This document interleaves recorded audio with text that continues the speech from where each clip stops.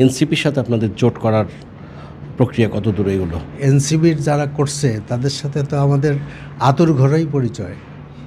NCB তো তারা হয়েছে পরে, কিন্তু এই আপনার সার্জিস, হাসানাত আব্দুল কাদের, তারপর নাহিদ, এদের সাথে আর বেশি ভাঙাই বলা উচিত না, এদের সাথে তো আমাদের সেই গোটা আন্দোলনের সময় আমাদের দেখা হয়েছে বহুবার। দিনে দেখা হয়েছে, রাতে দেখা হয়েছে, দুর্যোগে দেখা হয়েছে। কাজেই এদের সাথে আমাদের সম্পর্কটা ঠিক মানে আত্মার সম্পর্ক। কাজেই এটা আমরা মনে করি যে আমরা ওয়েলকাম জানাই। দেশে একটা নতুন রাজনৈতিক দল হচ্ছে, তরুণের রক্তের আমাদের প্রয়োজন আছে, আমরা তাদের ওয়েলকাম জানাই। তাদের সাথে আমাদের খুব ভালোই সম্পর্ক আছে।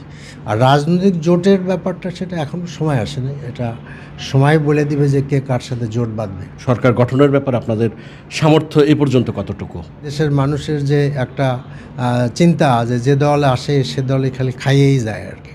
তো অন্তত আমাদের কাছ থেকে তো আমাদের এই ধরনের কোনো হিস্ট্রি নাই আর কি।